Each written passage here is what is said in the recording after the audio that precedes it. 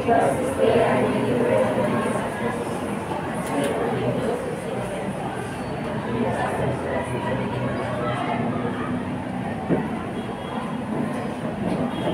hapon, class! Magandang hapon po, mga guro. Bago kayo magsiupo, ay pakiayos muna ng kanan yung upuan at pakipulot ng mga kalat na nasa sahig.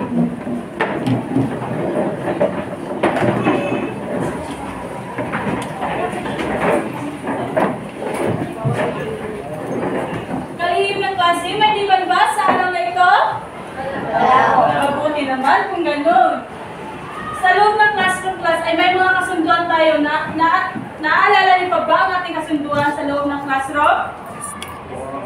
Ano-ano nga ba ang dapat gawin kapag may nagsasalita sa harapan class? Parula? Makinig ng mabuti. Ano pa? Balanay? Itaas ang kanang kamay. Itaas ang kanang kamay kung gusto sumagot. Meron ka ba? Lastra? Umupo na maayos at huwag makipagdaldalan sa tatabi. Ngayon class, bago natin buksan na formal ang ating talakayan, ay may pangkat ng babae tayo. Papangkatin ko kayo sa 3 pangkat. Dito ang unang pangkat, pangalawang pangkat, at pangatlong pangkat. 3 and dito. So, ngayon, ang bawat pangkat ay pumili ng isang representante na pumunta dito sa harapan na siyang maglalahad. At kayong nakaupo, ang siya mumula. Ang larong ito ay pinamagatang action ko, hulaan mo. Nalawa niyo ba, class? Okay, bibigyan ko lang kayo ng 3 minuto. Ang inyong 3 minuto ay magsimula na. Pangkat 1, pangkat 2, at pangkat 3.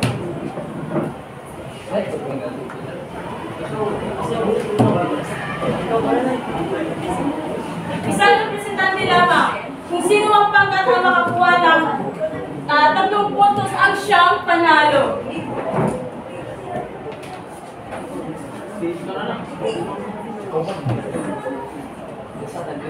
Sa pangkat 1, Lastra? Ako, be. Dito man mo. Dari man ni. Ay, kami, kawal na rin. Pangkat 2, sino? Iko. Pangkat 3. Balanay. Sali ka sa pangkat 3, subalit hindi na lang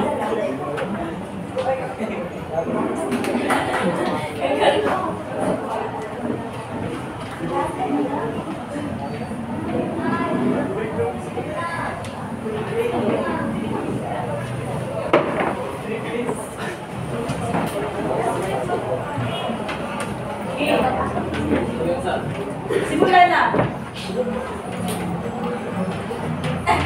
Wala na pasagot dahil kung sino mang pangkat ang makakuha ng 3 puntos ang siyang panalo.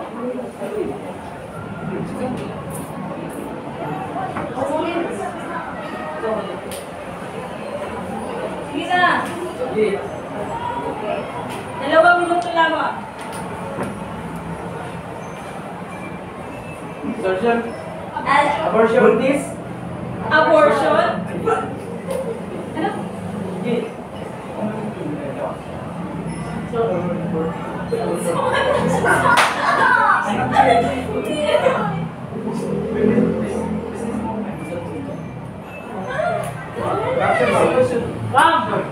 Corruption. Corruption? Ano pa?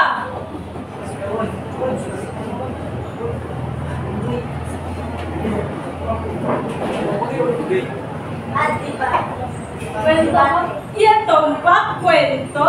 Ngayon class, may mga gabay na tanong ako. Umupo muna kayo. Ano-ano nga ang mga salitang pinahati sa laro class? Abortion? Ano pa? Kwento? Corruption? Pangalawang katanungan. Ano ang naisip nyo kapag narinig nyo ang mga salita class? Barula.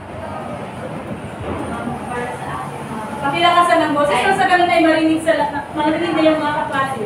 Ang naisip ko ma'am na narinig ko ang mga salita niyo. Natutuloy sila sa pagsasalaysay, tama. Bigyan natin siya ng magaling clap. Alam niyo ba? 1, 2, 3. 1, 2, 3. Magaling, magaling. Okay, go! 1, 2, 3. Magaling, magaling. Panghuling katanungan naman, class. Sa tingin nyo, ano ang ginawa ng manunulat upang mas maintindihan ng mga mamabasa ang akda? Pututan?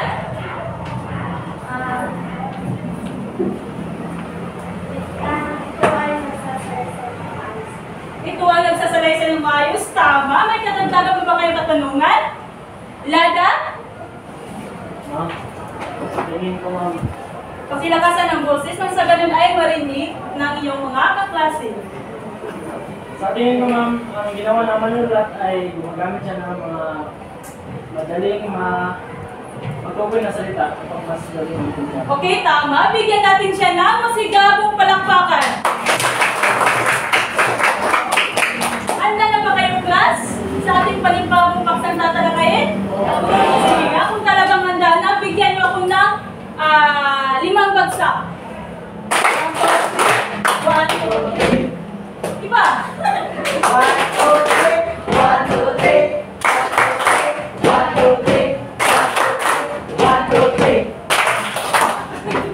Para sa ginagawa yung laro, class, ano kaya sa palagay niyo ang magiging paksa sa hapong ito? May mga idea ba kayo? Alayan? Sa aking palagay, ito ay naglalayan na isinasalaysay na maayos at right tekstong tungkol sa tekstong naratibo. Itumpak ang inyong sagot. Ito ay may malaking baglayan sa paksa ang ating talakayin sa hapong ito. Pakibasa ng sabay-sabay, class? Tekstong naratibo.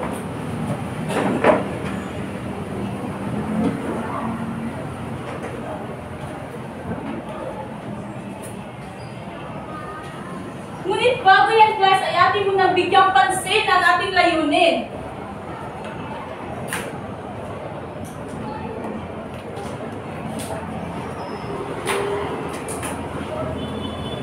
Pakibasa ng sabay-sabay. Layunin. Pagkatapos ng talakayan, ang mga mag-aaral ay inaasahan. Natutukoy ang katuluran ng teknikan ng mga salita. Gamit ang ating papuri ng tekstong binasa. A. Natutukoy ang katuluran ng tekstong naratibo at uri nito. B. Nasusuri ang tekstong naratibo at uri nito. C. Napagbibigay ng sariling halimbawa ng tekstong naratibo at uri nito. Basta mo ba ang natin yung class hanggang sa katapusan ng ating klase? Okay, sa hapong ito, ang paksang ating tatalakayin ay tungkol sa tekstong naratibo. Ano nga ba ang tekstong naratibo, class?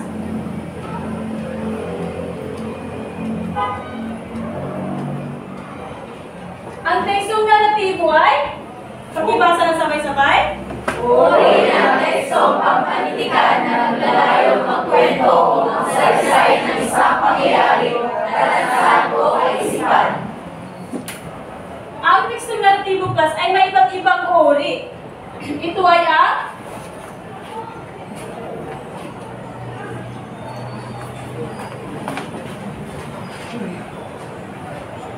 pakibasa nga, class, ang sabay-sabay.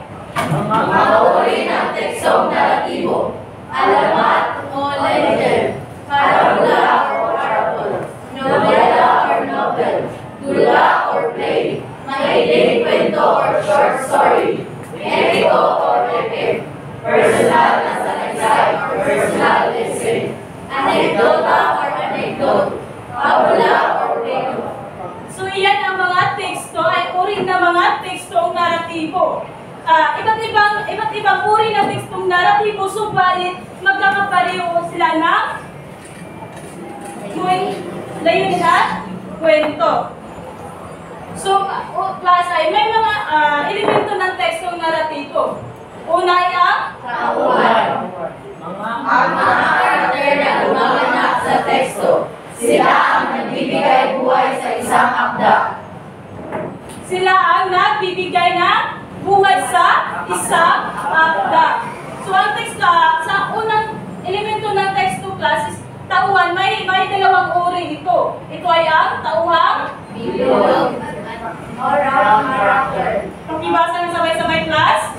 Ang isang tauhan na may multidimensional o maraming saklaw ng personalidad ay nagbabago ng kanyang pananaw, katangian at damdamin ayon sa pangangailangan at kwento, tulad ng isang tunay na tao. Maaari ba kayong magbigay ng halimbawa class tungkol dyan sa tauhang bilog? Barula? Bida ng isang Pakilakasan ng boses? Bida ng isang kwento po. Bida ng isang kwento ako? Mabait na karakter. Mabait, no? Sa tauhang bilog class no ay hindi nagbabago ang kanyang ugali. Kumbaga ito ay ang mabuting tao, no? Ang pangalawa naman ay ang tauhang lapad. Pakibasa nga ng sabay-sabay class. Ang tauhang lapad ay nagtataglay ng isang o dalawang katangian madaling matukoy o predictable. Maaari ba kayong magbigay ng halimbawa? Yes, pututan? Kontrabida sa mga drama na hindi nagbabago ang kanyang ugali. Yan ay tinatawag natin tauhang lapad. Ang susunod ay ang tagpuan at panahon. Pakibasa nga ng sabay-sabay class. Hindi lamang tumutukoy sa lugar kung saan naganap ang mga pangyayari sa teksto, kundi pati na rin sa panahon tulad ng oras, eksa at taon na sinasabing umiiral sa kapaligiran kung naganap ang mga pangyayari. So hindi lamang tumutukoy sa lugar doon na kung saan naganap ang mga pangyayari sa teksto naratibo, no? So ang pangatlo ay ang napanghay. Pakibasa. Ito ang tawag sa maayos na daloy o pagkasunod ng mga pangyayari sa mga tekstong naratibo upang mabigyang ginawa ng pagkatay ng akda. So ang pangayong araw kasi ito ay isang pagkasunod-sunod na pangyayari sa tekstong naratibo o sa teksto. Ano yung pagkukwento? Ito yung pagkasunod-sunod na pangyayari na makikita natin sa kwento. Ang panghuli ay ang sa tema. Ang sentral na ideya na siyang tekstong naratibo ay ang pangunahing konsepto o tema na kung saan umiikot ang mga pangyayari sa kwento. No? So, kibali yung paksa o tema is yung mga suliranin. Ngayon, may mga katanungan pa ba kayo, class? Kung wala na, ay papangkatin ko kayo ulit sa tatlong pangkat, sa parehong pangkat pa rin. Ang tanging gagawin nyo lamang, pangkat isa, pakibasa nga. Sa pamamagitan sa pagsusulat, gumawa ng sarili alamat gamit ang tekstong naratibo. Pangkat dalawa. Sana ang pangkat dalawa. Pakibasa lang sabay-sabay. Gumawa ng awit na ipakita sa paggamit. Kiayos. Gumawa ng awit na nagpapakita sa paggamit ng mga elementong tulad ng tauhan, pagkuhan, Bangkay at lupang. upang magawa Sa ang sarili at kapanapan ng panabiglan, naratibo. At panguling pangkat naman ay gumawa ng sariling slogan sa pag-aral ng tekstong naratibo tungo sa pagiging mananaliksik. Bibigyan ko lamang kayo ng 10 minuto. Ngunit bago yan ay atin mo lang babasahin ang pamantayan.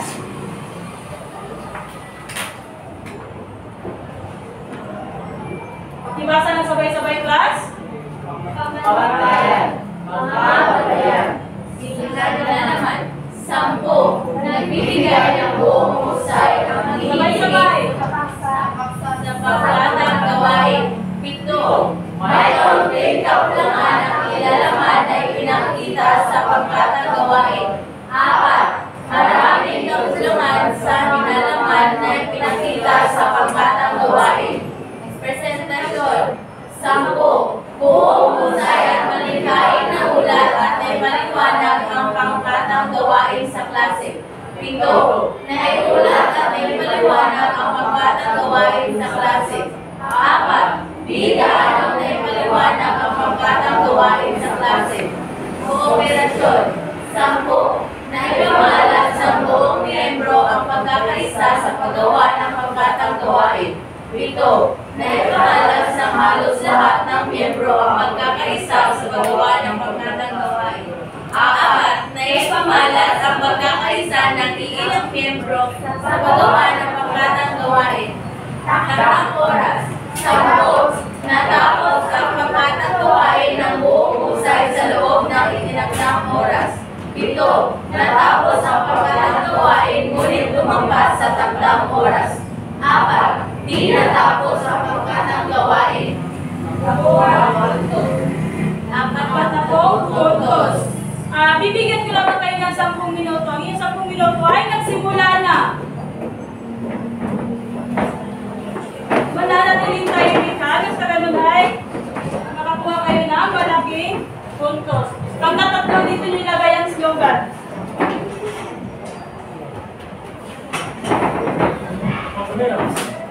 Pagkatdalawa. Malalay. Saka,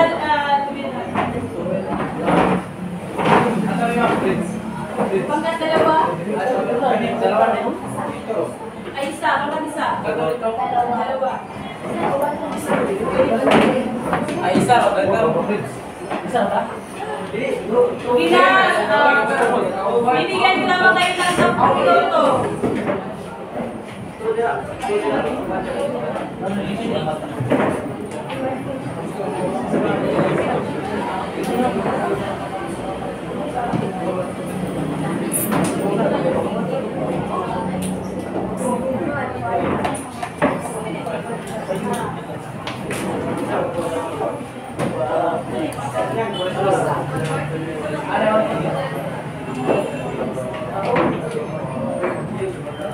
Meron na lamang kayong 10 minuto.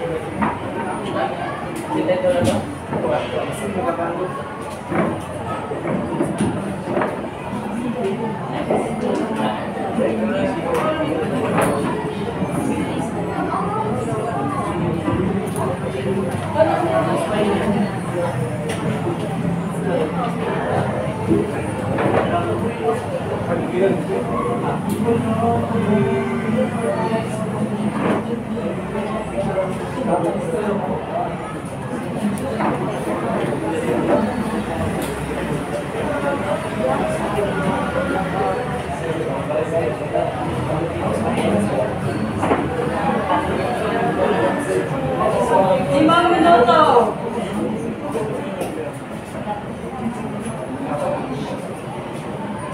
Sa pagkatatlo dito niyo ipaksil ang iyong ginagawa. Maliwanag? Okay. Pagkat? Pwede.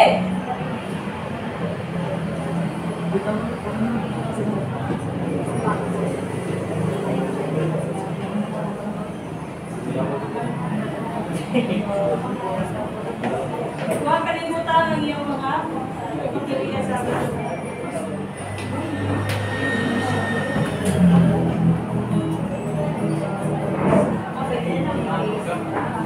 Pwede. Pagkatatluwang siya sa una.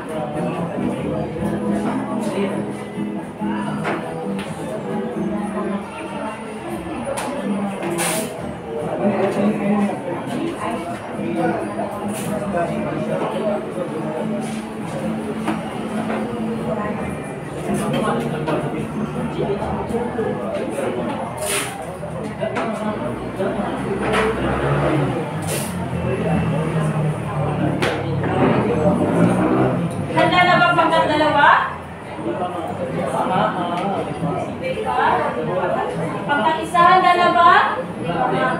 Meron na lamang kayong 4 na minuto.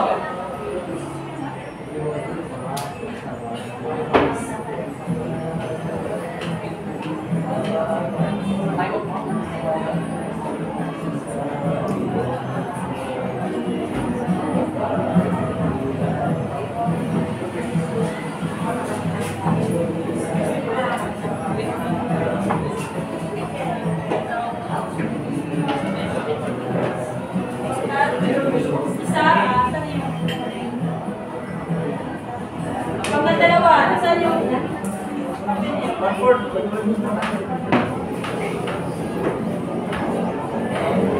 Handa na bang lahat? Handa na bang lahat? Hindi pa? Magbibilisan dahil wala na tayong oras.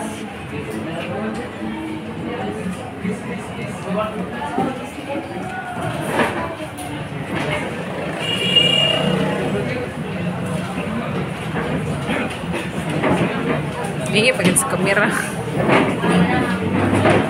Pagkat-isa ay tapos na. So, handa na ba kayo, class? Handa na po. Sige na, kung talagang handa na, bigyan ako ng 3 bagsak. 3 pagkat, siyang mauna dahil sa iyong nakunan mo nakapaksi.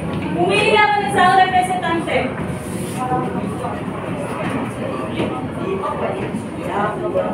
Pangkat, 3. Okay, simulan mo, Balanay.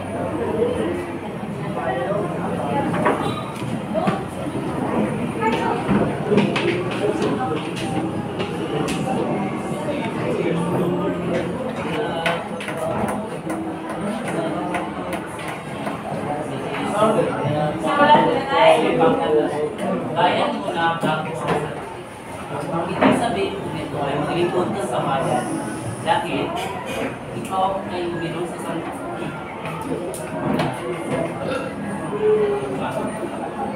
Maglingkod ka sa bayan bago mo sasalin dahil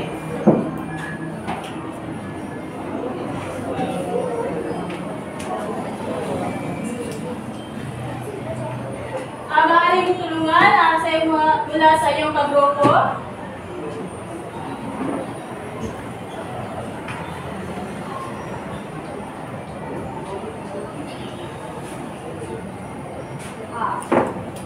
Ibig ko sabihin, ang bayan na bago ang sarili ay huwag kang maging selfish. Dapat tumulong ka din sa mga kapwa. Ang sarili mo lang ang iyong sarili mo lang ang lagi mong tulugan, wala pa din mangyayari sa iyo. Okay, maraming salamat pangkat-3. Palakpakan natin sila.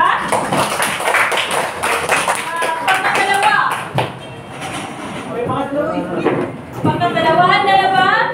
Yes, ma'am. Opo, ma'am. Okay nga, pangkat-2. saya apa saya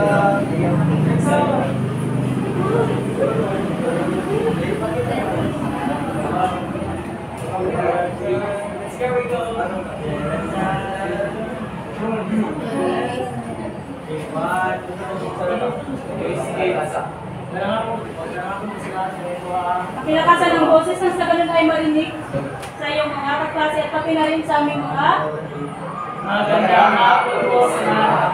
Kami ang pangkat-2.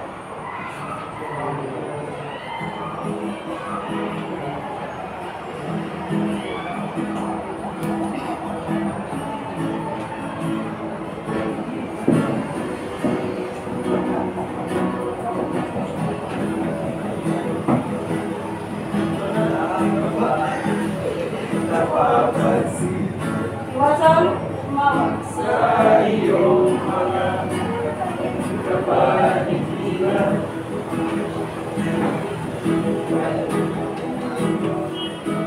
Kahit pati ang mga silid natin.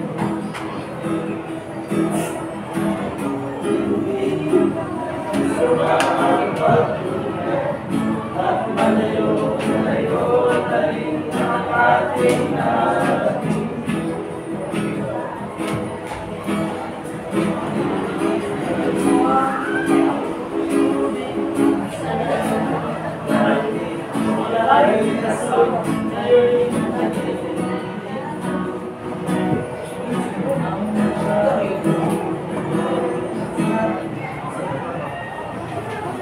palakpakan natin ang pangkat dalawa. Pangulit pa pangkat isa.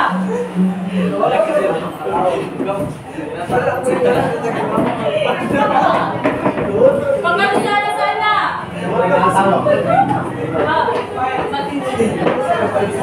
Magandang hapon sa lahat. Tahimik. Magandang hapon sa ating lahat. So, ako ang tagapag-ulat ng pangkat isa. Ang pamagat ng aming alamat ay ang alamat ng tekstong naratibo. Sa tahimik na bayan ng Sitio Naka, may isang mag-asawa na may 7 anak. Sila ay hindi malaman-laman kung ano ang gagawin sa kanilang mga anak pagsapit ng gabi. Dahil ang kanilang mga anak ay buhay na buhay pa rin ang pagkamaligali. Dumating na ang panahon na sila ay naiingayan at pagod na sila sa kakulitan ng kanilang 7 anak. Hanggang sa naisipan nilang mag-asawa ng pagsasalaysay ng iba't ibang kwento tungkol sa kanilang bayan. Simula noon, ang pagsasalaysay ay naging ugali na ng kanilang sitio at tinawag nila itong tekstong naratibo. Okay, maraming salamat po. May mga katanungan pa ba kayo na nais linawin, class? Kung ngayon, kung wala na, ay may inihanda ako mga katanungan. Ito ay puno ng kaalaman. May inihanda ako mga pangalan dito na kung saan, kung sino yung mapupulutan ko ang siyang kumuha ng bunga ng puno. Ang bunga na yan ay may ugnayan na mga katanungan. Maliwanag? Oo, ma'am. Okay, pupunot ako ng pangalan, kung sino yung mapupulot ko ang siyang kumuha ng bunga ng mangga. James Lloyd Lada. Ang bunga na ito ay may katumbas na katanungan.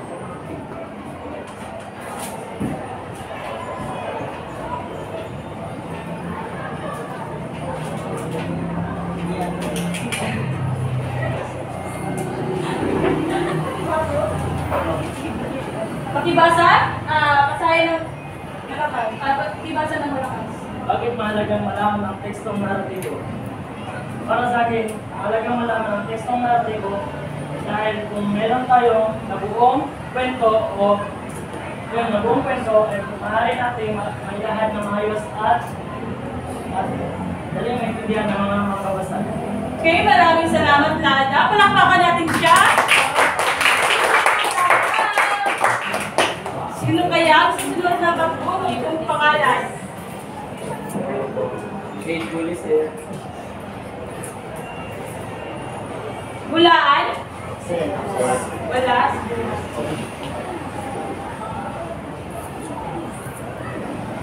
Rico May Humawan.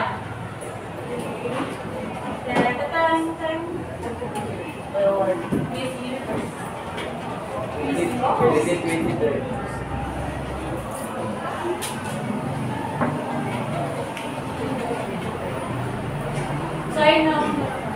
Bilang isang mag-aaral, saan mo magagamit ang teksto naratibo?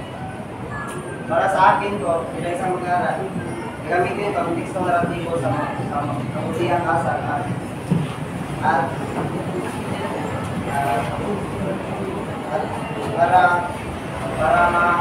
para manawaan ng mga kapag-klase na para manawaan sa kapag-klase na ano ang tama. Okay, maraming salamat, Rico May. Palakpakan natin siya. Ang susunod naman ay, sino kaya? Parula.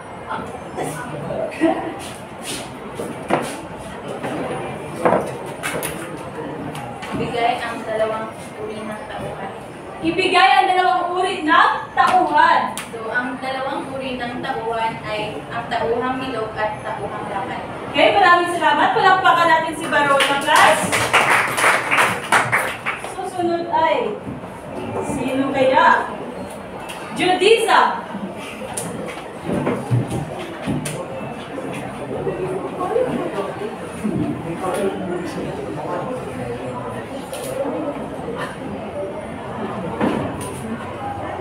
Ano ang tekstong naratibo? Ano ang tekstong naratibo? Ang tekstong naratibo ay ito ay naglalahad o sinasalaysay na maayos. Okay, maraming salamat, Judisa. Ang susunod na naman ay si Silicious.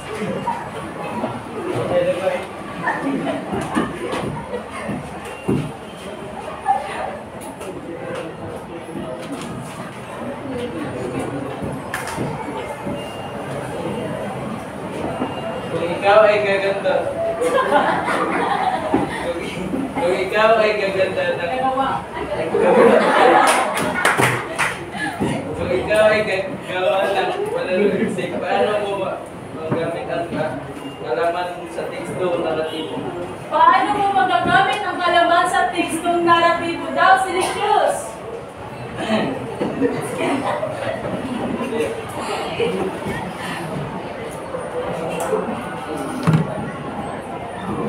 Kung wala ay maaari kang gumawa ng iyong mga kaibigan. Masyon lang. Basyon! Pananalisik. Makikibigay kay Basyon.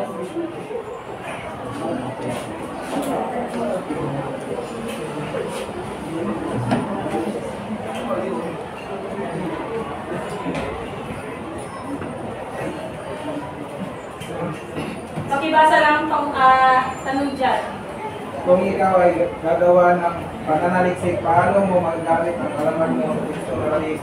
Paano mo lang magagamit ang tekstong naratibo kung ikaw ay gagawa ng pananaliksik? Sige nga, Masyod. Maaari kang tumawa ng kaibigan, Masyod. Lada? Kung ako ay gagawa ng pananalisik, paano ko magagamit ang kalaman ko sa tekstong naratibo? Magagamit ko ang kalaman ko sa tekstong naratibo sa pamamagitan ng kung ang tekstong naratibo ay ang pagsasalaysay ng pagkasunod-sunod na pangyayari, magagamit ko ito sa pananalisik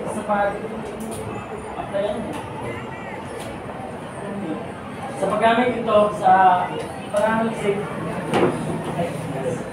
Magagamit ko ito sa pananalisik para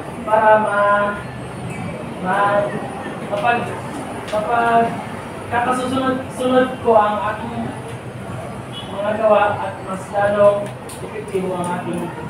Okay, maraming salamat, Lada. Ang susunod naman ang panghuling katanungan ay, sino kaya yun? Lumiran!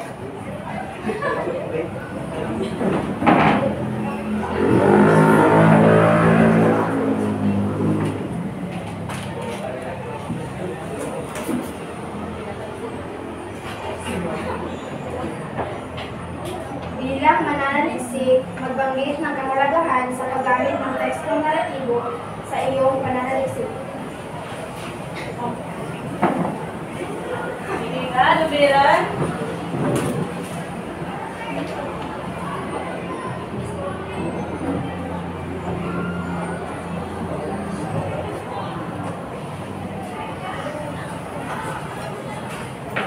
Maaari kang tumawag ng iyong kaibigan.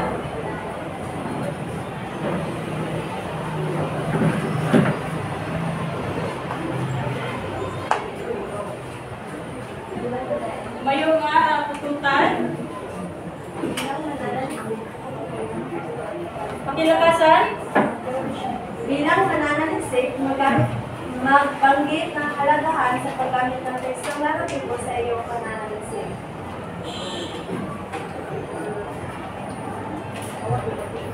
Ang kahalagahan sa paggamit ng tekstong naratibo tribo ay mailalahad natin ng maayos ang ating mga kwento na sinasali. Okay, maraming salamat, class. May mga katanungan pa ba kayong class? Talaga bang wala na? Opo. Kung ngayon ay magkakaroon tayo ng maikling pasulit.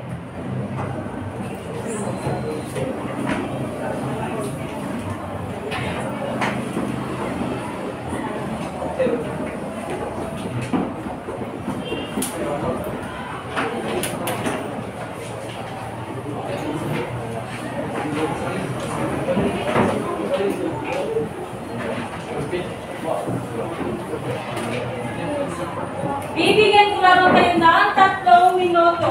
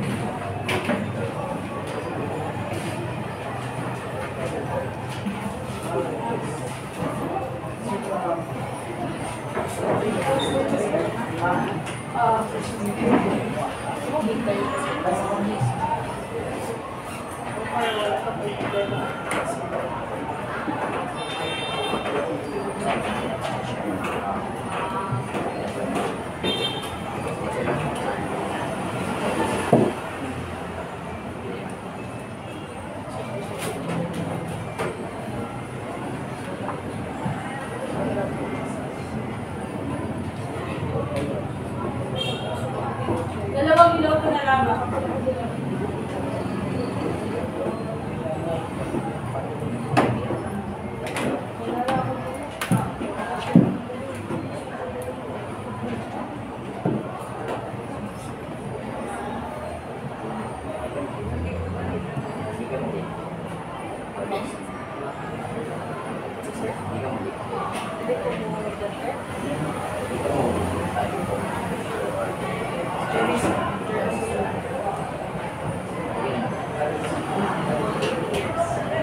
Ang iyong 3 minuto ay tapos na.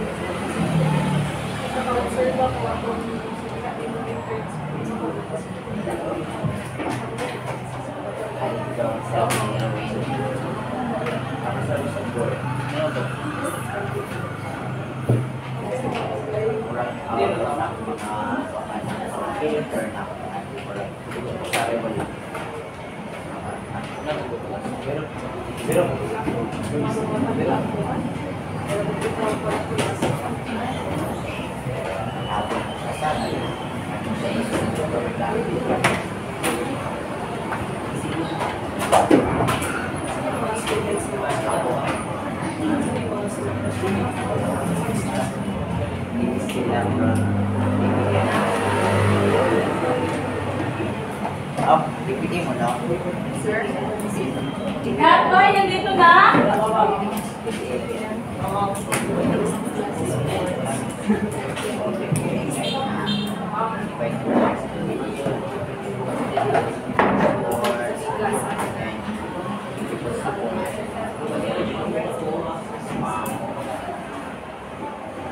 Wala na?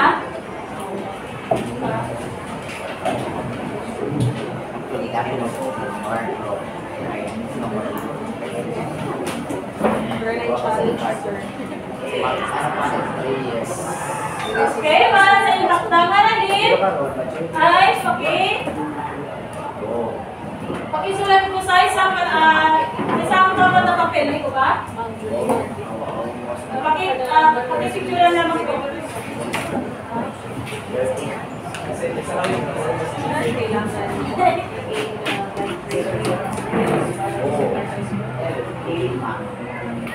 Tapos na ba?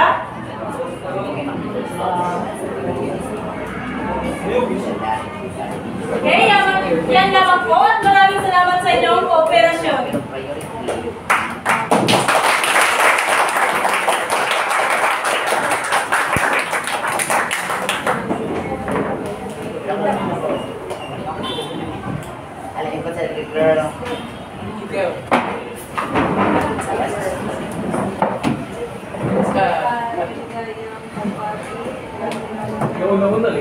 Para